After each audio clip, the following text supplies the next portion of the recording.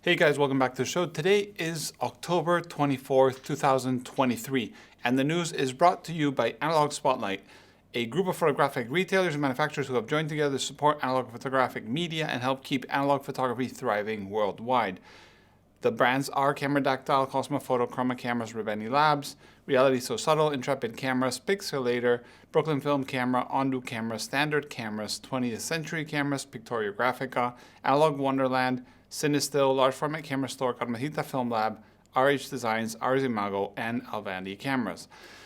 So let's get with the news. First of all, the biggest news, or seems to be one of the biggest news that might be coming, and we can't say much about, is Harmon.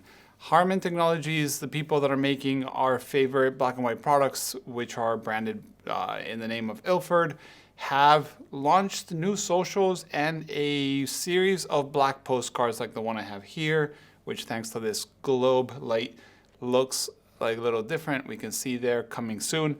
They are releasing something soon, so I can't say much more.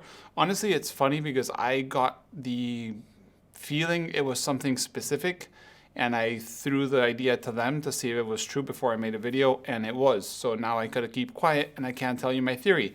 But it's not done under the Ilford branding or name. It's done under Harmon Technologies, which has been in every box of HP5, FP4, Delta, all your favorite paper, and so on and so forth. So cool news coming from there, but we can't really share much. I don't think I can even share the date when we can share it. So that's all you get. There's wild rumors online on what it actually is, which is really fun to read. Then we have Cinestill with their updated statement. As you know, Cinestill has been going through a lot of controversy due to some trademarking of 800T and their follow-ups against asking stores to stop naming things 800T and film manufacturers that were selling film under the name 800T and so on. They made a statement. I'm not going to go into detail about if it's right or wrong or who is this or who is that. You can read the statement. All I can say is I've read a lot of stuff online, gathered a lot of information from manufacturers on multiple sides, and all I can say is most of the stuff that's out there is quite wrong, and a lot of the videos I've seen are also wrong. So, you know, before you make a judgment, you should try to understand a bit more. And I will make a video on the topic, but open the spectrum not only for Cinestill, but other brands like Instax or Ilford or others about trademarks and how it's gone in the past, because I think it's quite interesting. Even Jobo has had things like this happen in the past. But let's just let it be there. You can read it, you can believe it, you can't, whatever you want, it's there. Then, talking about film, we have Reflx. Reflx has announced 220 film.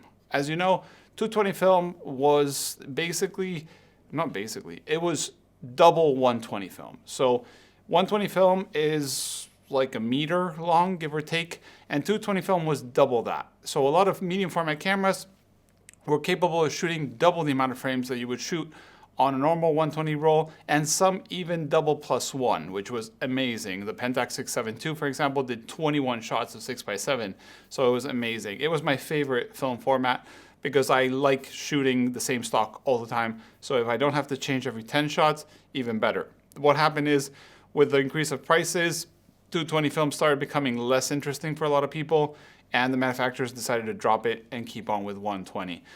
So I really miss it. Reflx Lab is bringing back a 220 film ISO 100 color film like they've had in their ISO 120, they've had in 120 and they have in 35, and it's really cool. And they also have hinted that this stock has been done in 35, 120, 220, what should be next. And they hinted 4x5, which would be the first time this film stock is available in sheet film for anybody to shoot. Like I said, ISO 100 color film. Then we have Reflx also with a micro flash. They have come out with a pre-order of this micro, it's called mini, but I call it micro flash that goes onto the hot shoe of digital cameras or film cameras. The cool thing about this is super small, but the bad thing is also that it's super small. As you know, the smaller the source of light, the harsher it is, but some people might like that look. So think about your smartphone and the flash on that. This is like 4 smartphone flashes. Right now I'm shooting video with a softbox the size of, like, I don't know, my stomach right now, and another softbox here. The bigger the light, the softer the light. But this is going to be very small. But you can go check it out. There's no results, which Reflx, please, if you can, throw results into your flash, because if I am buying a flash, what I want to see this small is how does it render? How does it look? Is it super harsh, which it kind of should be, or is it nice and soft, which theoretically shouldn't be? I would love to see that. Then someone sent me a press release for the FrankInstax, I don't know. FrankInstax and Instax basically jammed together. This goes into the wording. Instax is actually on a trademark for Fuji, but a lot of people are starting to call things Instax. If one day Fuji decides to tell people to stop, they have all the right. But that's a different topic, like I said, for a different video. This FrankInstax, or FrankInstax, is a instant back that shoots Instax film based on an SQ40 Fuji camera that goes onto Mamiya RB67s. So this is pre-release. It's coming out October 31st through the website. I'll put a link below. I don't know prices, and all I have is a few pictures that I'll put on the news right now. Then we have from one of our sponsors, Reveni, the testing machine. They have made a camera tester machine that's on Kickstarter right now.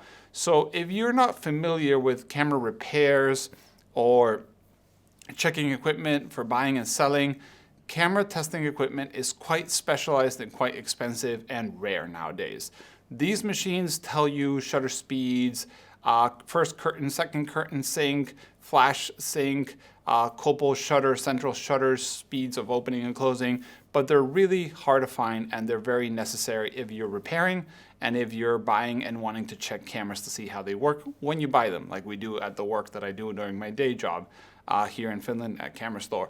But this is Reveni's version of a quite small machine that can go both horizontal and vertical, so you can do lenses that sit on the light source or cameras that go against the light source with a probe. It has a probe and it gives you all kinds of readings. Like I said, it's on Kickstarter. He's already fully achieved the goal, so congratulations to Matt for that.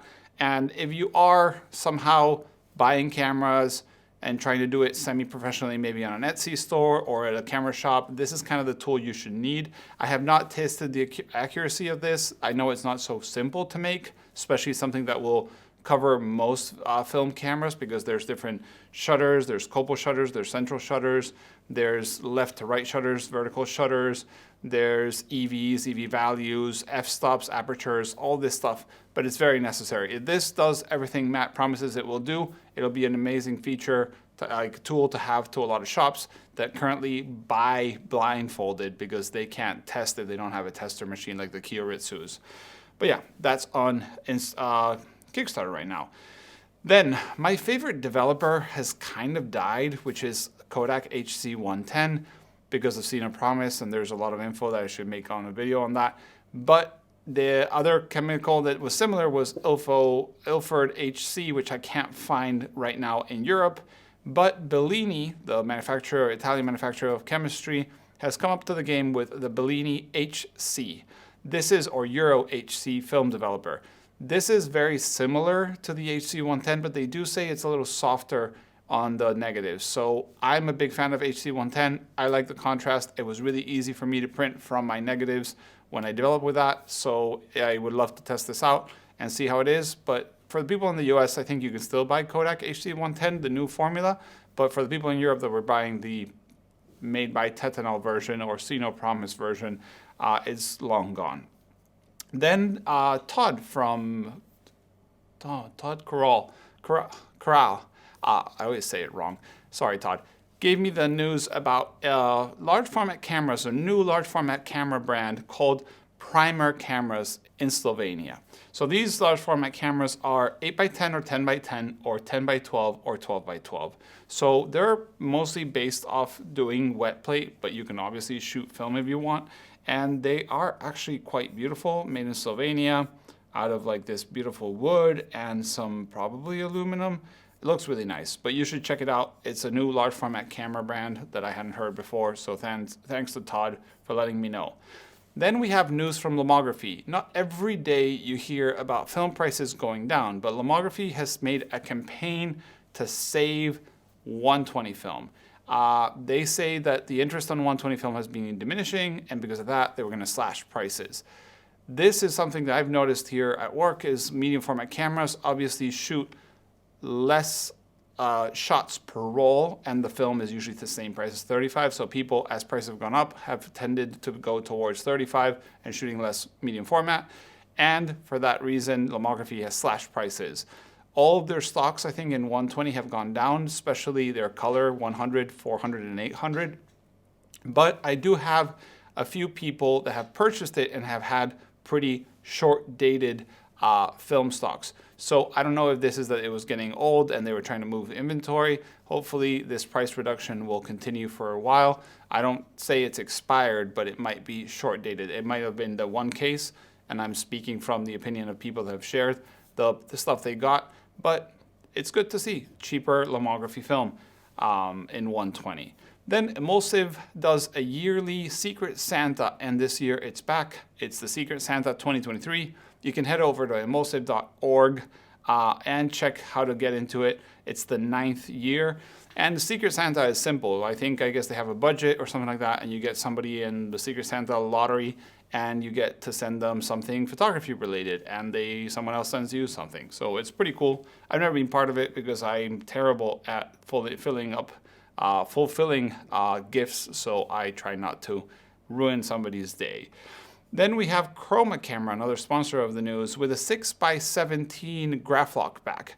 So if you have ever shot 4x5, you know that there are 4x5 backs that just shoot regular film, and then they made graph lock backs, which you remove the ground glass, or sometimes you don't need to, and it has like these sliders that come down and pinch a back. You can shoot Horseman backs, you can shoot Toyo backs, Polaroid backs, but now you can also shoot 6x17 with a Chroma 6x17 back. It is not yet available on his website, which I would love. If people announce stuff that they had on their website already, I could send them there. I can only send you to Instagram right now. But also, something else that's from Chroma Cameras, also not on the website, is the Cube Pan Advance, a camera that lets you shoot half frame, full frame, or expand format, 24x65, on the Cube Pan that Chroma Cameras have been selling beforehand. Obviously, there's a new model. You can't just transform a Cube Pan into this, but it's pretty cool because it lets you shoot those. Obviously, you have to choose the format from the beginning of the loading the roll, because you have to put some masks to crop in to the size that you desire. But that's available, I guess, soon or already, just not through his website. I have a link to Kosmo Foto, who picked up the story. Then we have Simon Forster, I always say that wrong too, Platypus 4x5 drying rack. So this is a very simple but effective way to hold 4x5, either wet plate, dry plate, or sheets of film to dry them. And it not only will hold them vertical, but also it can rotate like 45-ish degrees and hold them in that angle so the water drops go to the bottom. This is available right now for 4 sheets or 4 pieces of glass, or 6. I like 6 because I usually use the Jobo 2509, does 6 sheets. Or I also use the Jobo 3010 that does 10 sheets, but I guess I need to buy the 6 and the 4 if I was going to buy this method. I like pinching mine with dentist things and hanging them, but if you need a drying rack, it's pretty cool, especially for a wet plate. Then we have news from Filmomat. Filmomat has launched a smart converter, or smart convert, a digitizing converter for film. So as we know, the increase of digitizing film with a DSLR, mirrorless camera, or even not using the proprietary software from Epson or Silverfast, people like to scan or photograph their film and then convert it. Negative Lab Pro has been very popular, but now Filmomat makes this standalone program that you buy for one-time fee of 99 euros. That includes taxes, so I guess maybe Americans that get it a little cheaper. And you install it on your PC or Mac, and you can start converting negatives with Filmomat Smart Convert. This came out of nowhere. We didn't expect this. It's kind of cool to see Lucas announcing this, and a few people have tested it say it works pretty well. So if you're one of those that rather just have like a one-time purchase and use this, you have another option for converting your negatives. Talking about conversions, we have Negative Lab Pro, who's been a plugin for Lightroom to convert your negatives, had a bug with Lightroom that wasn't working well. So now, finally, Lightroom lets you update to a version that will work with your Negative Lab Pro plugin and let you convert your film. before it wasn't working. So if you're having trouble, that is the reason. Now you can update your Lightroom and keep scanning. But yeah, that's the news for this week. Thanks to all the sponsors and everybody that watches the news. Thanks for watching, and see you in the next one. Oh, don't wait. If you have any news that I forgot, send me an email to the email below. Thanks for watching. See you the next time.